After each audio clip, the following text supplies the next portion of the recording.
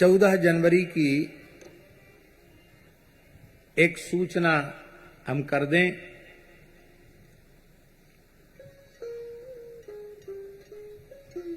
और उस सूचना के पश्चात कथा होगी। 14 जनवरी को षटतिला एकादशी है और षटतिला में 6 प्रकार से तिल का उपयोग किया जाता है। षटतिला पापनाशिनी, षटतिला एकादशी संपूर्ण पापों का नाश करने वाली है। क्या करना चाहिए 6 प्रकार से तिल का उपयोग? ध्यान से सुने। तिलोदवर्ती, तिल को भिजा दो और उसको फिर सिल्लोढ़ी पर पीस कर, आजकल सिल्लोढ़ी तो घर पे है नहीं, मिक्सी है, उसमें बढ़िया पीसता नहीं, लेकिन फिर भी पीस लो, जो उपलब्ध है साधन उसी से पीस करके स्नान करके पवित्र हो करके फिर उसी तिल का उबटन अपने सारे शरीर में लगाना। उस उबटन के 3 भाग करना। एक भाग मस्तक से लेके वक्षस्थल तक लगाना, दूसरा भाग हाथ धो करके फिर नाभि से लेके कमर तक लगाना, तीसरा भाग पैरों पर लगाना। तिलोदवर्ती। फिर किसी पवित्र तीर्थ में गोता लगाना। तो कैसे? तिल स्नाई, या तो लोटा में तिल डाल दो, स्नान करो, अथवा थोड़ा तिल छोड़ दो जमुना जी गंगा जी में, फिर गोता लगाओ। तिल स्नाई, तिलोदवर्ती, तिल स्नाई। तिल होता, तिल का ही हवन करना, तिल होता। और तिलोदकी, तिल हाथ में लेकर के पितरों का तर्पण आदि करना, तिल लेकर तिल से ही तर्पण करना। देवर्षि पितृ तर्पण तिल से ही करना। यद्यपि तर्पण में तिल की अनिवार्यता है, लेकिन षटतिला को विशेष रूप में। तो तिलोदवर्ती, तिल स्नाई, तिल होता, तिलोदकी, तिल भुक, तिल का ही भोजन करना, तिल खाना।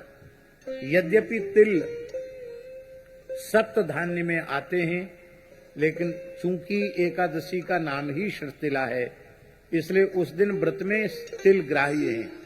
अन्य एकादशियों पर तिल ग्राह्य नहीं है व्रत में, किंतु केवल षटतिला एकादशी पर तिल खाया जाना चाहिए। तिल भुक, तिल भोजन करना। और तिल दाता च, कम से कम 1 सवा सेर तिल, और उसको दक्षिणा सहित सामर्थ्य हो तो उसमें स्वर्ण रख करके तब किसी पवित्र ब्राह्मण को दान करना।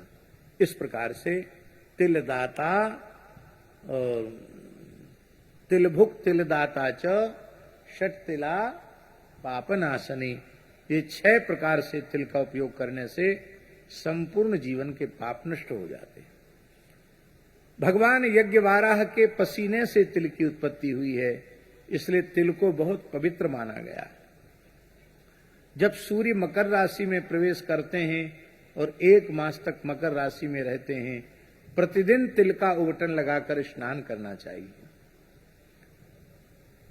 इतने से ही वह वैकुंठ का अधिकारी हो जाता, इतना पवित्र होता है तिल।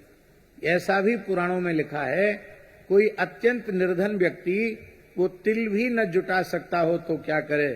बोले जब तक सूर्य मकर राशि में है, तिल तिल कहकर स्नान कर ले तो भी वो मुक्त हो जाएगा।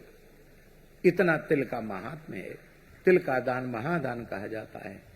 और यह एक बहुत बड़े संयोग की बात है कि हम समझते हैं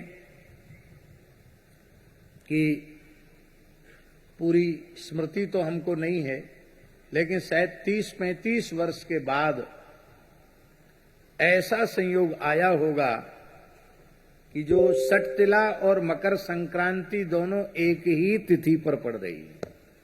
मकर संक्रांति भी वही उसी दिन और षटतिला एकादशी भी उसी दिन। ऐसे कई कई दुर्लभ योग उस दिन पड़ रहे हैं। इसलिए इस बार की जो मकर संक्रांति है और षटतिला है, ये विशेष पुण्यप्रदा है। बहुत से लोगों का प्रश्न है कि महाराज संक्रांति को हम लोग अन्नदान करते हैं, अब क्या करेंगे, अन्नदान कैसे करेंगे? क्योंकि एकादशी है, तो अन्नदान के प्रतीक के रूप में तिल दान करें उस दिन। और जो अन्नदान करना है उस अन्न का संकल्प करके रख लें और दूसरे दिन द्वादशी आने पर अन्नदान करें। भोज भंडारा भी कराना हो तो द्वादशी को ही करावें, ऐसा है। ये षट तिला संपूर्ण पापों का नाश करने वाली है और संक्रांति तो अक्षय पुण्य को देने वाली होती ही है। 14 जनवरी को मध्याह्न में